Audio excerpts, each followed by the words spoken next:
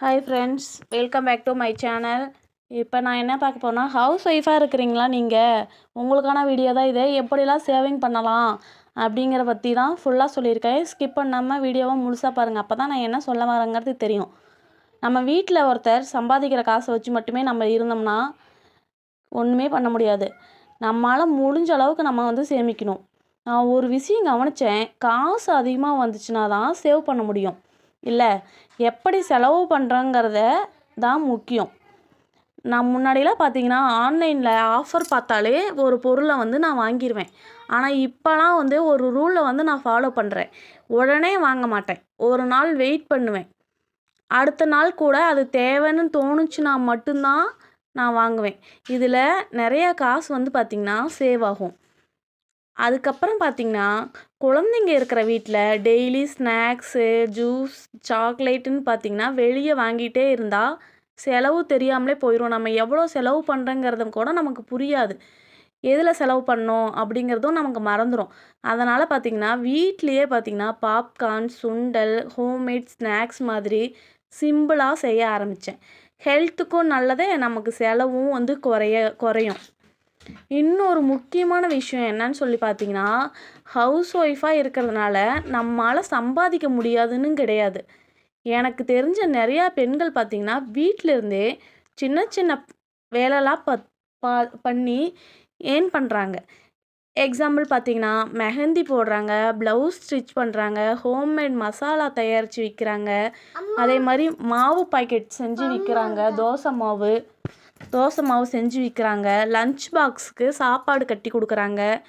YouTube run பண்ணுறாங்க, resale பண்ணுறாங்க. இப்படி ஒரு எப்படி சொல்கிறது, துணியெல்லாம் ஹோல்சேலில் வாங்கிட்டு அவங்க ஒரு ரேட் வச்சு விற்கிறாங்க. இப்படிலாம் பார்த்திங்கன்னா நிறைய இருக்குது. முக்கியமாக என்னன்னு பார்த்திங்கன்னா, நம்ம கையில் வரும் காசு எவ்வளோ அப்படிங்கிறது முக்கியம் கிடையாது. அதில் நம்ம எவ்வளோ மிச்சம் பிடிச்சி வைக்கிறோம் அப்படிங்கிறது தான் நம்மளுடைய ஃப்யூச்சரை டிசைட் பண்ணுற ஒரு விஷயமா கூட இருக்கும். சின்ன சின்ன சேவிங்ஸ் கூட ஒரு நாள் பார்த்திங்கன்னா ஒரு பெரிய சப்போர்ட்டாக இருக்கும். இதுதான் நான் ஃபாலோ பண்ணிகிட்ருக்கேன். இந்த வீடியோ உங்களுக்கு பயனுள்ளதாக இருக்கும்னு நான் நினைக்கிறேன்.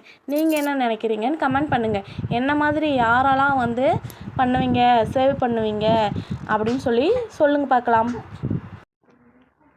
ஆக்சுவலாக நான் இன்னொரு விஷயம் சொல்ல மறந்துட்டேன். இன்னொரு விஷயம் என்னன்னு பார்த்திங்கன்னா, வீட்டில் இருக்கிற ஹவுஸ் ஒய்ஃபுகளுக்கு பிக்கஸ்ட் ப்ராப்ளம் என்னன்னு பார்த்திங்கன்னா, நம்ம செலவு பண்ணுறதே இல்லை, ஆனால் காசு எங்கே போகுதுன்னே தெரியல அப்படிங்கிறது தான் ஒரு டவுட்டாகவே இருக்கும். அதனால் நான் ஒரு ட்ரிக்கை ஃபாலோ பண்ண ஆரம்பித்தேன். ஜிபே, ஃபோன்பே பேமெண்ட் பண்ணுறதுக்கு முன்னாடி எப்படி சொல்கிறதுனா 2 நிமிஷம் நான் யோசிப்பேன், இது தேவையா இல்லை ஆசையான்னு சொல்லிட்டு. அந்த ஒரு கொஷினே பார்த்திங்கன்னா அன்னெசரி செலவுகளை குறைக்குதுன்னு கூட சொல்லலாம்.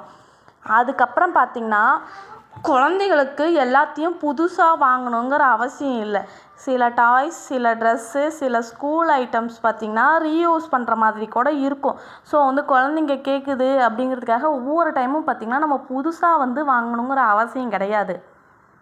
நம்ம அம்மா காலத்துலலாம் பார்த்திங்கன்னா எப்படி மேனேஜ் பண்ணாங்களோ அதில் நிறைய சென்சஸ் இருக்குது பார்த்திங்கன்னா தெரியும். முக்கியமாக ஹவுஸ் ஒய்ஃப்களுக்கு பார்த்திங்கன்னா தங்களுக்காக கொஞ்சம் சேவிங்ஸ் பண்ணணும்.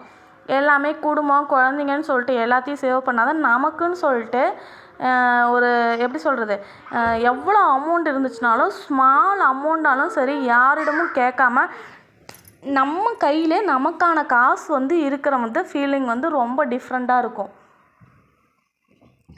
மேலும் பார்த்திங்கன்னா ஒரு இன்கம் வேணும்னு நினைக்கிறவங்க மொபைல் இருந்தாவே போதும். Voice over, artificial marketing, YouTube shorts, cooking video, online resale வீட்டிலிருந்தே ஆரம்பிக்கலாம்.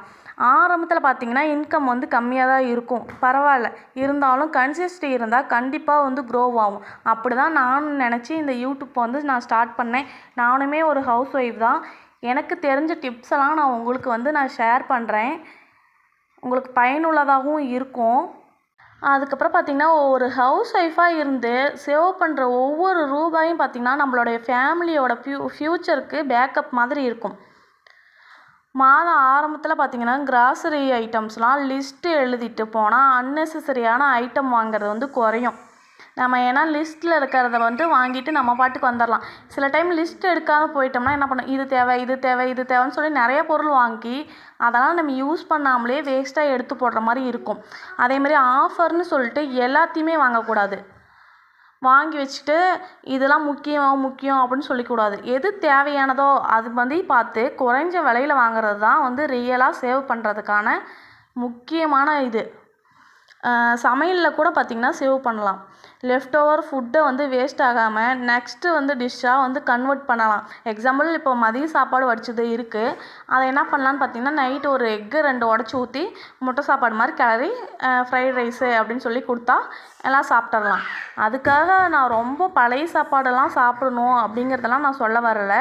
எனக்கு தெரிஞ்ச டிப்ஸ் எல்லாம் நான் உங்களுக்கு சொல்கிறேன். ஈபி பில்லெல்லாம் குறைக்கணும்னு பார்த்திங்கன்னா டே டைமில் லைட்டு ஃபேனு அன்னெசரியாக ஓடுற மாதிரி பார்த்துக்காம பார்த்திங்கன்னா டே டைமில் லைட்டு ஃபேனு இந்த மாதிரி அன்னெசரியான பொருட்கள்லாம் ஓடாத மாதிரி பார்த்துக்கலாம். அதுக்கப்புறம் பார்த்திங்கன்னா ஒரு ஸ்மால் நோட்டு, சின்ன நோட்டில் பார்த்திங்கன்னா மந்த்லி எக்ஸ்பென்சிவ் வந்து எழுத ஆரம்பித்தாலே நமக்கு ஷாக் ஆகும். ஏன்னு பார்த்திங்கன்னா அந்த அளவுக்கு நமக்கு இருக்கும். கிட்ஸ் பர்த்டேனா பார்த்திங்கன்னா காஸ்ட்லியான பார்ட்டி வந்து செலிப்ரேட் பண்ணுறத விட சிம்பிள் செலிப்ரேஷன் பண்ணால் அந்த மணியை வந்து நம்ம சேவ் பண்ணலாம். தங்கம் வாங்க முடியலனாலும் பரவாயில்ல, ஸ்மால் அமௌண்ட் வந்து நீங்கள் டெபாசிட் பண்ணிங்கன்னா ஃப்யூச்சருக்கு வந்து அது ஹெல்ப்பாக இருக்குன்னு கூட சொல்லலாம். சின்ன இன்கம் சோர்ஸ் சேர்த்து தான் ஒரு பெரிய சப்போர்ட் ஆகும். இதெல்லாம் நீங்கள் மனசில் வச்சுக்கிட்டு தான் நீங்கள் சேவ் பண்ணணும்.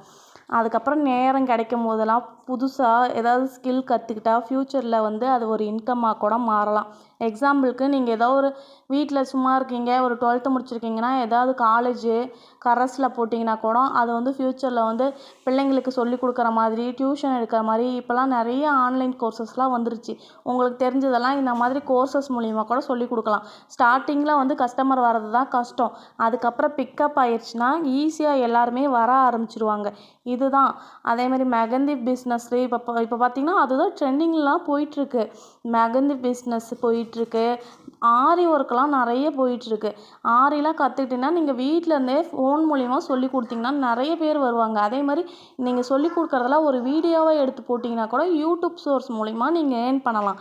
இந்த மாதிரி நிறைய விஷயங்கள்லாம் இருக்குது. நான்லாம் இதை தான் ஃபாலோ பண்ணிகிட்ருக்கேன். சின்ன அமௌண்ட்டாக இருந்தாலும் எடுத்து வைப்பேன், நாளைக்கு வந்து தேவைப்படும் அப்படிங்கிற மாதிரி எடுத்து வைப்பேன். இதெல்லாம் தான் என்னுடைய சேவிங்ஸில் வர லிஸ்ட்டஸ். அதுக்கப்புறம் பார்த்திங்கன்னா சேமிப்புங்கிறது பார்த்திங்கன்னா காசை வந்து மறைக்கிறது இல்லை, ஃப்யூச்சரில் இருக்க டென்ஷனை குறைக்கிறது. இதுதான் உங்களுக்கு நான் சொல்ல வந்த கருத்து. இந்த வீடியோ வந்து பயனுள்ளதாக இருக்கும்னு நான் நம்புகிறேன். நெக்ஸ்ட்டு என்ன மாதிரி டிப்ஸ் எல்லாம் நம்ம சேனலில் போடலாங்கிறத கண்டிப்பாக மறக்காமல் கமெண்ட் செக்ஷனில் வந்து பதிவிடுங்க. மீண்டும் ஒரு நல்ல வீடியோவில் சந்திக்கலாம். நன்றி, வணக்கம்.